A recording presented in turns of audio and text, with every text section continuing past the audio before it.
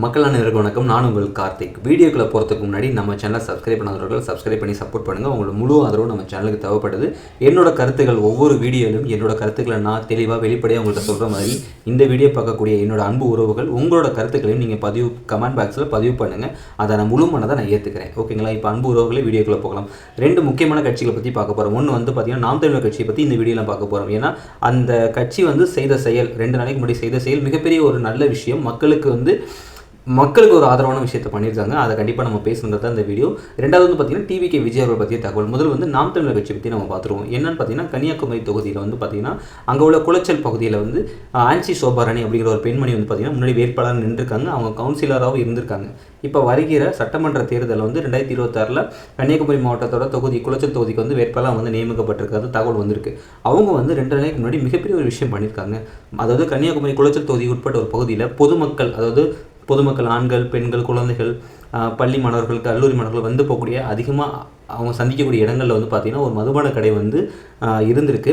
அது வந்து அரசு அனுமதி கொடுத்துருக்காங்க. ஆனால் இவங்க வந்து அது பொது இடத்துல இருக்குது, தனிப்பட்ட இடத்துல இல்லாமல் பொது இடத்துல இருக்குது, இது வந்து பிரச்சனை அப்படின்னு சொல்லி அதை வந்து நீக்கிறதுக்காக அனுமதி வந்து காவல்துறையிட்ட வந்து தன்னோட மனு மூலமாக அனுமதி வாங்கிட்டாங்க. ஆனால் அதையும் மீறி அந்த ஒயின் ஷாப் வந்து நடந்திருக்கு. அதுக்காக அந்த பெண்மணி என்ன பண்ணியிருக்காங்கன்னா அந்த ஒயின் ஷாப் அந்த மது விற்பனை கூடத்துக்கு முன்னாடி வந்து போராட்டம் பண்ணி தர்க்கம் பண்ணி அங்கே இருந்து நிரந்தரமாக அதை நீக்கிறதுக்கான ஒரு முயற்சி பண்ணி அந்த முயற்சியில் வெற்றியும் பெற்றிருக்காங்க. இது வந்து மிகப்பெரிய விஷயம். ஏன்னா வந்து மக்கள் வந்து முகம் சொல்லிக்க அளவுக்கு அங்கே சில விஷயங்கள் நடைபெறும். ஏன்னா குடிச்சிட்டு வந்து நிறைய பேர் வந்து ரோட்டில் விழுந்து கிடப்பாங்க, சத்தம் போட்டுக்குவாங்க, சலசலப்புகள் இருக்கும்.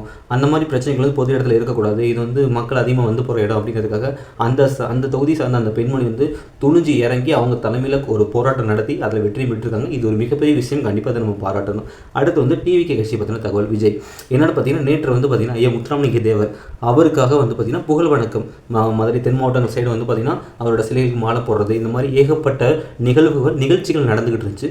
இது வந்து நிறைய கட்சி சார்ந்தவங்க அந்த குடி சார்ந்த நபர்கள் வந்து பார்த்திங்கன்னா அவங்களுக்கு எல்லாமே புகழ் வணக்கம் சேர்த்து அவர் மரியாதை கொடுத்தாத நம்ம எல்லாமே பார்த்தோம்.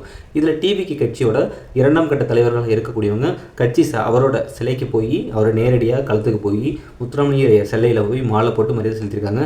ஆனால் விஜய் அவர்கள் என்ன பண்ணியிருக்காங்கன்னா வெளியே வரல, அவரோட அலுவலகத்திலே அவரோட ஃபோட்டோவை வச்சு மாலை தூவி புகழ் வணக்கம் செலுத்தியிருக்காரு.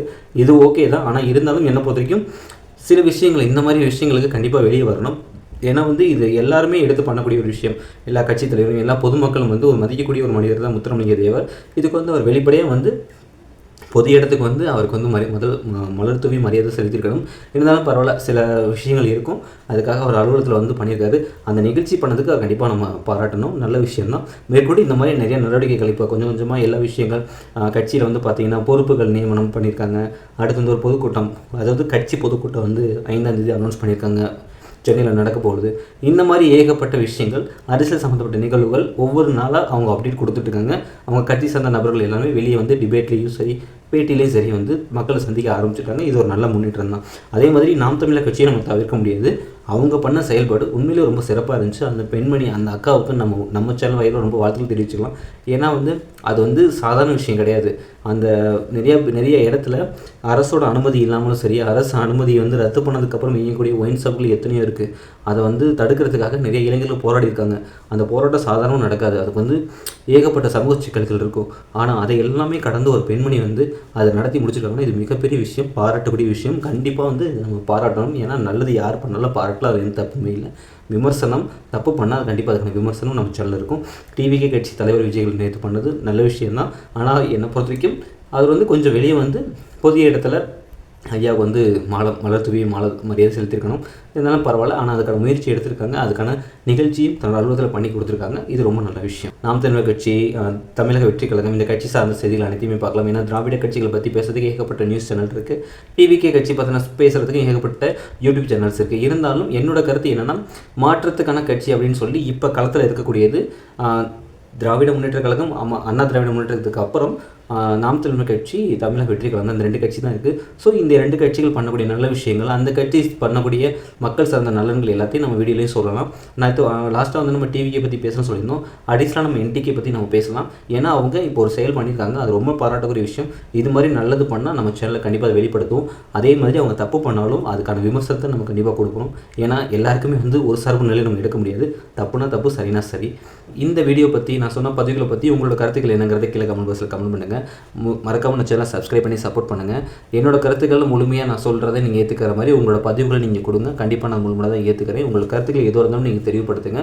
நான் சொல்லக்கூடிய விஷயங்கள் நல்லது இருந்தால் எடுத்துக்கோங்க, கெட்டது இருந்தால் சொல்லுங்கள். கண்டிப்பாக நம்ம அடுத்தடுத்து அதை சேஞ்ச் பண்ணிக்கலாம்.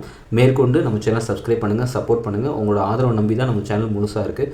மீண்டும் அரசியல் சார்ந்த நிகழ்வுகள் பற்றின வீடியோவோட மீண்டும் உங்களை சந்திக்கலாம். தேங்க்யூ.